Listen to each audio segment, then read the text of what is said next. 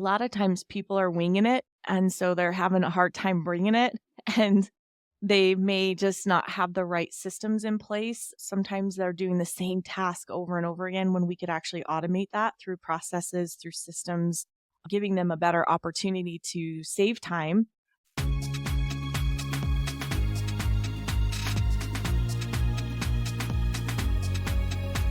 It's time to reinvent.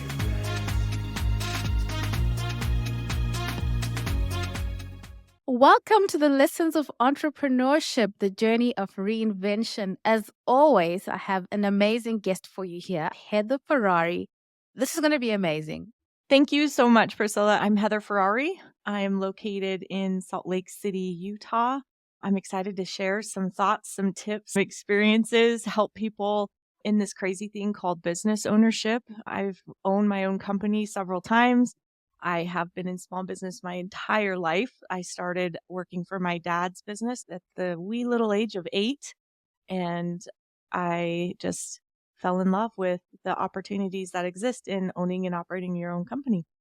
It's so good to have someone who's watched people building business and then built a business. Being able to reflect from all those angles is pretty amazing. A lot of entrepreneurs come into business with no prior experience and no reference as to what should happen, how should things look.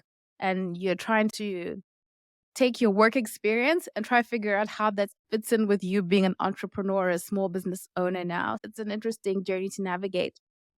Now, Heather, I know that you work with a lot of entrepreneurs as a business coach.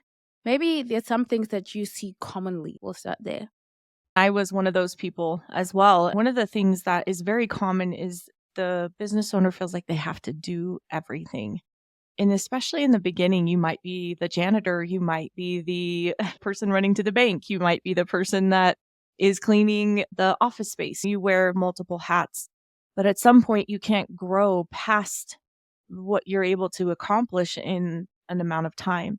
In the beginning, it makes sense because you may not be busy, you may not have the clientele that you're looking for, but eventually you generally will pick up, you'll start to have more business, and then you have to start to let some things go. And that's hard for a lot of people that have built something with like blood, sweat, and tears. And then now they're just going to hand it over to somebody that they want to try to trust, but not completely. I see that a lot as people just want to hold on to some things just maybe because they've always done it or they feel like they're the best person for that job or position or task, when in reality, we can really train most people to do most things if we have the right process. I would also say that a lot of times people are winging it, and so they're having a hard time bringing it, and they may just not have the right systems in place. Sometimes they're doing the same task over and over again when we could actually automate that through processes, through systems, giving them a better opportunity to save time. But then also, what are they doing with that time? So that's the next thing is sometimes when people are constantly working and then they start to delegate, they start to implement systems. Now we have almost like a separate issues. What should I be doing with this time? Because they've been busy up to that point. Many transitions through the infancy stage, then we're in the junior high, middle school stage, and then high school. It's like this whole transition each time they progress. Just having a good, solid recruiting process in place.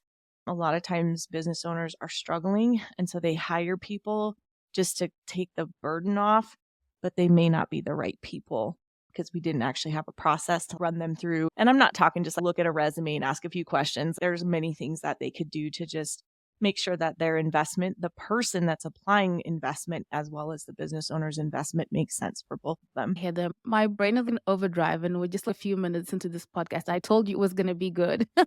When you talked about that infancy stage, if you're a mom, you have this love-hate relationship with the child always depending on you, but a part of you loves it. And then once the child starts doing things for themselves, for you to back off and let them do their thing, there's that little mama trauma that goes on there. Definitely, we understand that even as business owners, you get to that stage where you become really good at doing everything, and that has become your identity. So letting those parts go, which is necessary for growth, there is that little bit of friction. I'm so glad you spoke about that. And about that, every level has different tensions that you'll face. I like when we are challenged. Every stage that we get to progress, we have those wins that we're able to use and progress in, but we're also able to now get into the next challenge. And sometimes too stubborn. I'm being led somewhere, but I'm being like, I'm not going to go that direction. My stubbornness is, I'm doing my way. And so being able to realize that, hey, what is it that I'm trying to learn here? Or sometimes it's relationships. People that started to help you in the beginning may not be what you need in this next transition. And that's hard because they were there in the beginning and they were your support, but you now may have outgrown in your business some of the people that supported you. And that's hard sometimes, is letting go of individuals, or you're moving forward, but they're trying to hold you back. And so you have to cut ties. That's really hard for a lot of people because generally they've been with you for a few years, or maybe they're not progressing and you want to. And so how do you move forward and not feel like you're letting somebody down at the same time? So sometimes those transitions are fun. You're excited, you're moving on, but there are sometimes some things that we need to learn along the way or take as those challenges as, okay, I have to have tough conversations more often. That's a really good thing because we get better at having those tough conversations. Doesn't feel like it in the moment, but it definitely does change as you practice. Tony Robbins says entrepreneurship is a spiritual journey. Many tough things that you have to fight with on the inside and on the outside, and with the building a business part of it. I'm so glad you talked about that. Maybe you can speak to the mindset shifts. Because I think for myself, and maybe for some of the audience that may be listening, a lot of times when you're in that infancy and starting to get things going, you're hitting against some of your own limiting beliefs. And you may not even realize it. You might actually think that this is the way the world is. And it is actually your own ideas that you've put on how you think things should be. That is something that I continue to struggle with. Even as successes have happened in my life, my mindset is a constant battle. I tend to feel like I have a solid foundation in my faith and in the family that surrounds me, and I have that. Man, sometimes that voice is louder than what I have set and laid out and know what I can depend on. Sometimes it wins. The mindset for me and a lot of my clients too, we're so tied up in the day to day that we forget to pause sometimes and take a second and just like reset. I've now come up with this thing for me, and finding what works for my clients is important too. But for me, I just need to scream it out for 2 minutes. Get mad, get upset, let all of these things that I'm holding on inside to have that strong, I can do it all. Give me more. I can take everybody's burdens. And it's no, at some point I do have to like release that. I allow myself like a 2 minute tantrum. And then after that, now I have to reset. What is really important here? And what do I just need to let go? For me, that works. For some of my clients, it's like they get on their bike and they go for a ride.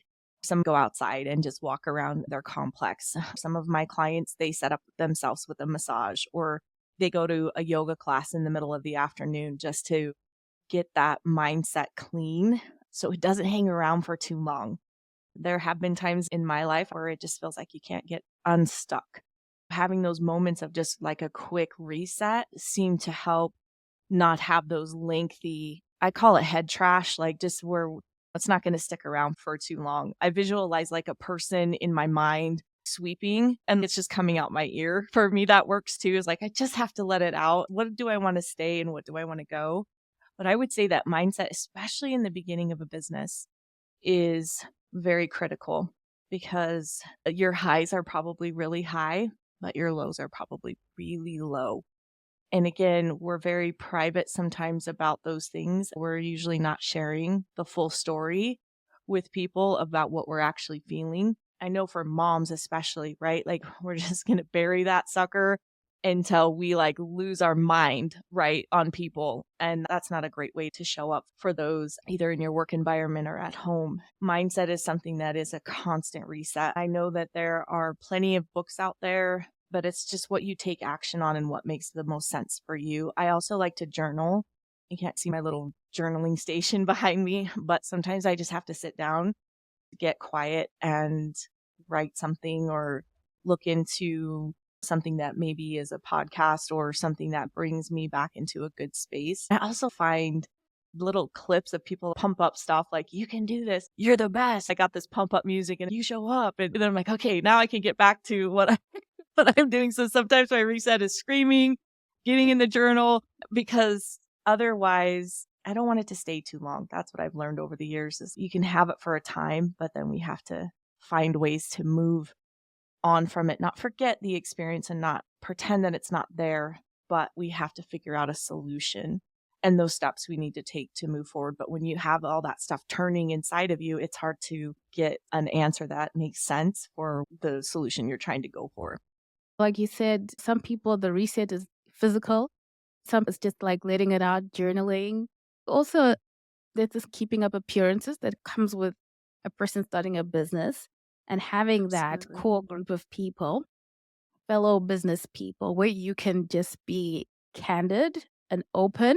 I think it's really important because a lot of times it's people who are not entrepreneurs and you're taking in what they expect of a business owner and then you play up to that and that makes things worse. But you always need to have that core group of people where you can actually say, things are really bad or I'm really just stuck and I have no idea what to do. And people are looking for me to do something and I don't know what the next step is.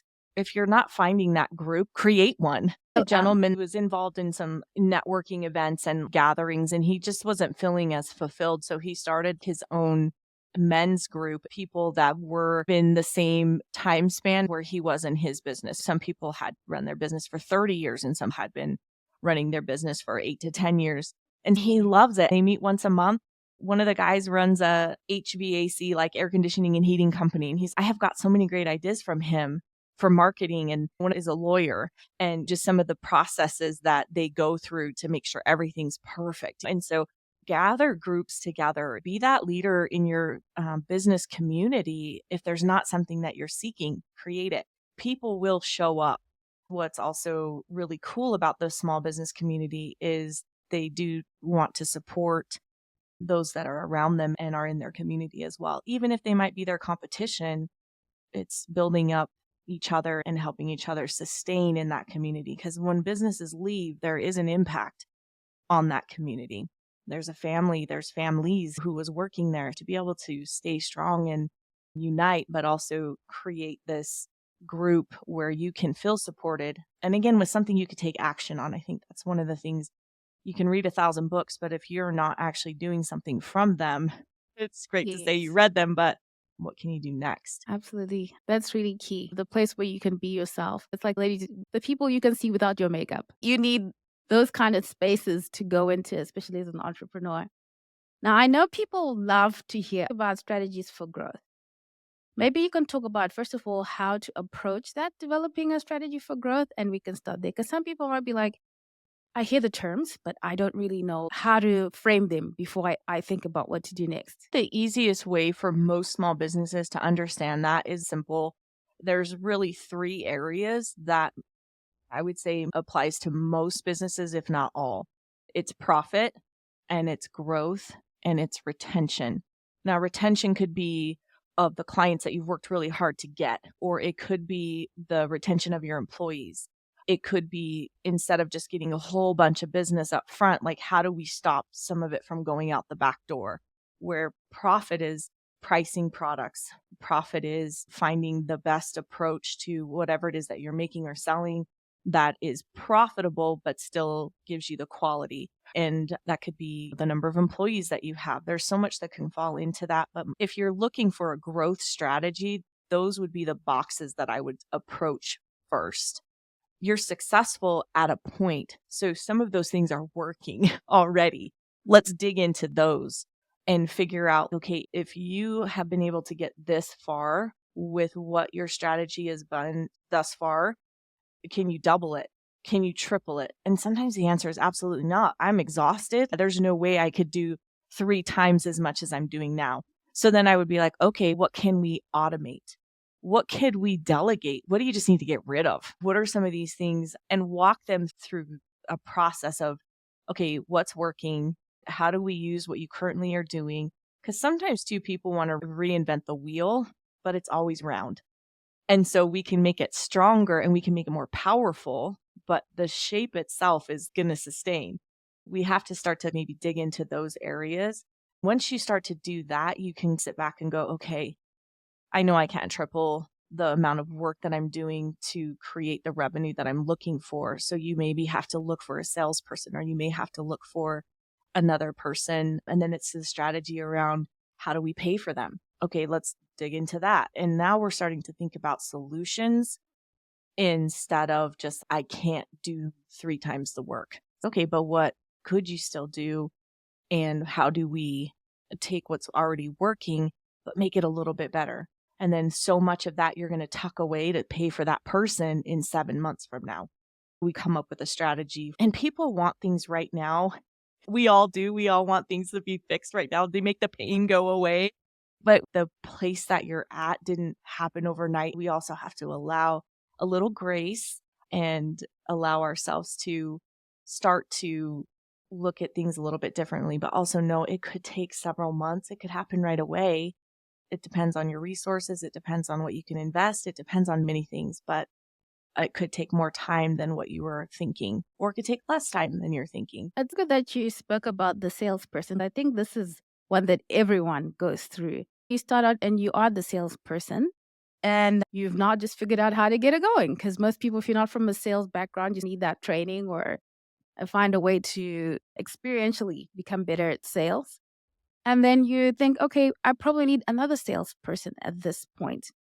But how do I do that? Are there creative ways that I can think about? Because I think, okay, with what I'm bringing in and I'm selling on my own, if I try to bring in another person, I obviously need to pay for that person. Now, what is that going to look like? That fear of how am I going to manage that? It goes back to that letting go first and foremost. Like, you're a good salesperson, but we also need to share that knowledge a lot of the times too. And it's not even more the investment financially that people struggle with, it's time, because they're already feeling overwhelmed.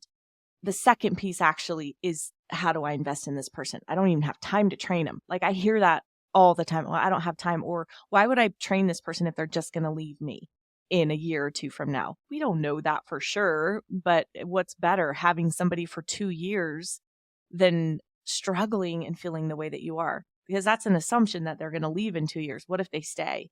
There's that side too. And what if they grow the next salesperson because of the way that you train them up? So I think that we have also a idea of, if I hire a salesperson, then they should just know how to sell. And the reality of it is, depending on their experience and what they were selling. For instance, if you hire somebody to go sell a product cold or door to door or something like that, but their experience is retail, where people are walking in and talking to them, that's going to be a totally different experience for that person. Do they have quote unquote sales experience? Yeah. They've approached a person that walks into their store already looking to buy something, versus drumming up your own business, right? Going out and finding those clienteles. That's something completely different. As a business owner, you have to get clear on your expectation of them. Because if you grew your business by cold calling, by going out there and going into all these networking events and doing all this stuff, then if you hire someone who doesn't have that, you will have to train them. You're going to have to show them the ropes, versus just, oh, they said they had sales experience and they didn't work out. No, they probably didn't have the sales experience that you were looking for. And you probably didn't have the time to invest in their training. I work with a gentleman right now that invests coaching into all of his salespeople. He knows he does not have the time, but I know his processes and I know what it takes to get them up and running. And so I work with his sales team. Finding solutions like that, if you know that's not your strong suit and you can invest, that's an option. Or you get the one person going and you teach them, and then you have them hire the next person and they get a cut from that person because they're the ones working with them. There's so many ways to be creative with how you pay a person, especially in sales. I think it's just more also about getting clear on, what is it that you expect them to do every day? Is it literally picking up the phone 250 times? That takes a special person that has done that, has worked in a call center potentially. But that allows us to also recruit for someone who can be successful in that position. So sales is a big blanket or coverage for some very specific things, actually. I would encourage people to really not just go out and hire someone that you think would do good because they're friendly. You got to really explain the nitty gritty, the dirty stuff of what they're about to do so that they're not just, I don't want to pick up the phone 250 times. Or they try and they don't have any training. They don't know what to say. They get their first objection. They get hung up on. They get called bad names, right? Like they don't know how to overcome that. And so now it's not fun anymore. It's great because you gave us options. If you want to hire someone and maybe get that person hire someone else, or you want to outsource to a coach who knows your business and then they can do that. Because I know teaching is not for everyone. Some people just don't have the patience to deal with teaching someone and waiting for them to get things going. So it's so great that you've given us sort of an open mind as to how this can work and the different ways it can work. And also that being specific. Like I said, a call center is very different from standing in a store with the brand that's known and people coming in already wanting to buy. And then you've just got to be friendly to them and they already had their wallet out anyway. That's a very different thing. Sometimes you don't need a salesperson. You need someone to delegate the other stuff to. If you want to increase your revenue and you are the best salesperson, let's say that you make X amount of dollars per hour, but you could hire someone to do 80% of the paperwork and the grind and the following up with clients and things like that. So you're just out hustling. Find that person instead of a salesperson. Get your house in order there and then go and find somebody else. You can still increase revenue because if you're spending, let's say, 5 hours on those tasks, but you could hire someone to do those tasks 30 hours that week or 25 hours that week, what does it free you up to do? It gets you in front of more people. You already have your center of influence. You already have your people that you can call on and generate business. So that may be the fix for where you're at in your business too, is not to jump into that next salesperson. It is getting somebody to get that piece of the follow-up and that process in order, and then jump into maybe looking for a future salesperson with that support of that person that they can, again, go out and hustle and generate the business. But we also have somebody on the back end that can manage the flow. There's nothing worse than going and getting a sale, selling it and feeling really confident in it. And then the process on the back end is terrible. We lose that trust. We lose that fantastic customer experience because we don't have our stuff together on the back end. So it could be multiple things in your business that are creating some of the slower revenue pieces. I would just say start with those 3 buckets, dive into each bucket, and then ultimately see what works the best for where you want to grow and how quickly you can do that based off of the financial situation that you have.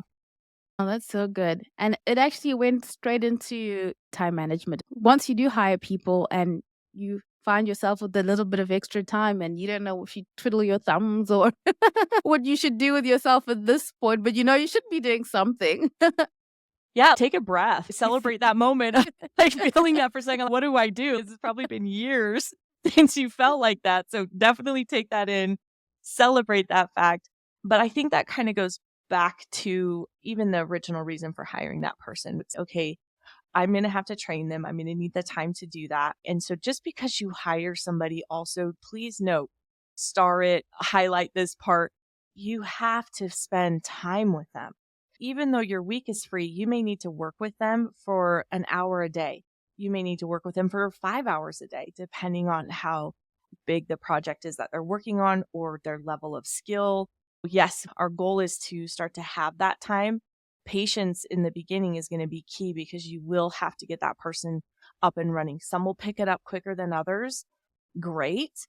And some may need a little bit more time. They may pick up one thing and need more time on another. At least for the first 30 days of their employment, I would say schedule an hour every day, even if it's just check in. How's it going? What are you loving? What do you see as opportunities here? Because again, you have somebody brand new in your business, the one that you've been looking at through like the lens, you now have a fresh set of eyes to look at what may be broken or what there's actually better solutions for. So you want to hear that from them. You want to gain their insight so far. Now, we don't necessarily want them to come in and change everything because they don't have that experience yet. Those are the fun ones. Oh, let's just rip everything apart and do it again. Hold on. I was successful to this point, but with this working. But again, it's just another expectation of yourself is, okay, if I'm going to invest the money with that is going to have to come my time. It may feel overwhelming, especially in that first 30 days where you're like, I just don't know if I can do this with this person. I would say continue to work and develop them. And you will be so much better off if you do that in the front end than if you try to like save a person on the back end. We're now trying to resuscitate this person in the position where let's spend that time on the front end and let's have them be successful on the back end instead of struggling. Is it that reminder that you were selling to this person to come into your business, and you now have to deliver an experience that keep that person, not just your external client, but keeps the people that you're building up as your team too. Thank you so much, Heather. We've talked about really growing the business and things that entrepreneurs will face and things to think about, which has been really good. I think if we can end with talking about growing yourself, the business owner. It's not anymore about the level of things that we have the ability to learn. We call it YouTube University, right? If you need to fix a car, you could probably figure it out by watching YouTube videos, right? Like it's not anymore about having access to education where, back when people were trying to advance in a career, let's say, they would need to work there for so long, they would need to take a leadership course. Right now, it's not that because there's so much information out there on how to do certain things. I would say as part of your schedule, invest time in yourself every day. Even if it's listening to something like this for 30 minutes, even if it is reading a book 10 pages a day.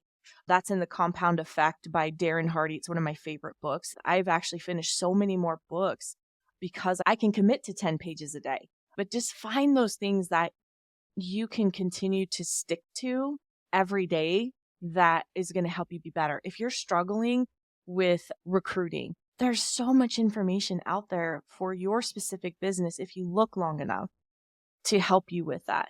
If you're wanting to open a business and you don't even know where to start, there's the ABCs of starting your own business, the dummies version of how to start your business. It's not even about the information anymore. It's about what are you willing to commit yourself to, and you can't stop. So it's not just, oh, I've arrived. I hope in your mind, you're not just checking it off to say I did it, that you're wondering what's next. You're doing this to never have a finish line. You just know that if you continue to walk and have that pace, that you will eventually get to where you want to go and then be able to continue to go from there. I love going to events where people are speaking because I don't know everything. Sometimes we think we do, but listening to someone else's story has a huge impact. I love to read. I love to listen to podcasts. And I never used to like to read, by the way. After high school and college, it was like, you just don't do that anymore. Getting into the habit of finding that piece of knowledge. When I read a book, my goal is to take one thing away from it because there's so much good stuff in things that you read or that you're learning, but just take one thing away from it that you would implement. And that's hard sometimes when you feel inspired by multiple things, but just take one. You can always go back to the book. You can always go back to listen to whatever it was that you were inspired by, but just take one thing away and not try to change the whole world, your world, in a day. Know that this is going to be a long journey for you. Being long-sighted, really thinking long-term and walking a journey. I'm going to put you on the spot now. You're a business coach, and the one thing to remember, Heather Ferrari. Fail. Just fail as many times as you possibly can. And with integrity, with grace, with the power of you can say that you failed because now we can move and do something different.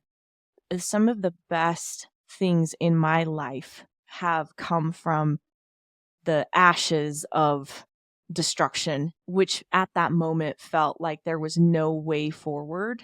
Man, to now be able to look back and realize that's exactly what had to happen for me to leap into the next thing.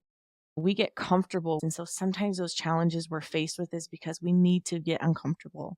We need to make some changes. And so I hope that somebody would say, she told me to fail. Because how many times are people out there telling us, especially as a mother, it's all these things that we should be doing. What about the things that we've completely failed at? Like, why can't we talk about those?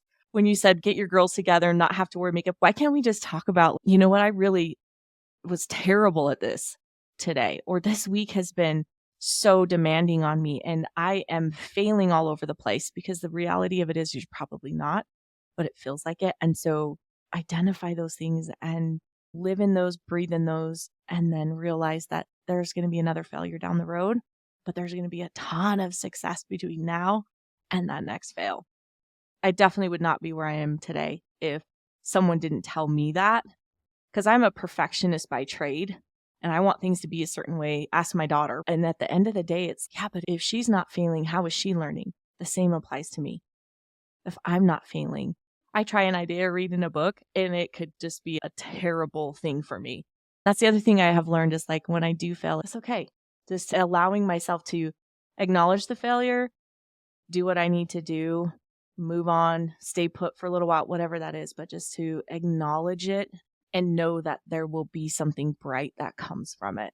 I just have to be patient and willing. Sometimes too, I don't know if you've ever felt this, Priscilla, is in order for me to take in the next chapter, like I have to let go of the one thing that I don't want to, or the one thing that I'm trying so hard to accomplish. I just need to fail at it, even though I'm not really failing at it. It's just time to let go and move on so I can receive the next great thing. I hope that answers your question. And I hope that your listeners are encouraged to mess it up and encourage your employees to mess it up. That's the other thing is they're not perfect, right? Let them mess stuff up because when they do and you come to them, be like, what would you do differently? How would you have done that differently? Walk me through that process. They're learning. And if we're not failing, then we're definitely not improving either. So it's a double-edged sword, I guess. It's all been tied perfectly into a bow because that's growth. And that's amazing. Thank you so much, Heather Ferrari. To the audience, please, if you can go to heatherferrari.com and find out more about Heather. And I'll put a link down below if someone would like to book a call with you and find out about your services. Please tell us where can they follow you if you're online or where can they learn more? The best way to get in contact with me is through the website. You can find me on LinkedIn, but if you go to my website, there is a spot that you can click on the contact form. That'll give me your information, what you're also looking for, because I may not be the fit that you're looking for, and I can tell you that right away. But if it is something that we both feel good about moving forward with, we'll book a quick call, we'll dive into some things, and then see if it makes sense for someone to move forward into coaching. But right now, the best place to find me is through my website that you gave. Heather Ferrari, our business growth coach. That's what we're going to call you for this podcast episode. Thank you so much. It's been awesome. Thank you so much, Priscilla. What a great host. I appreciate you.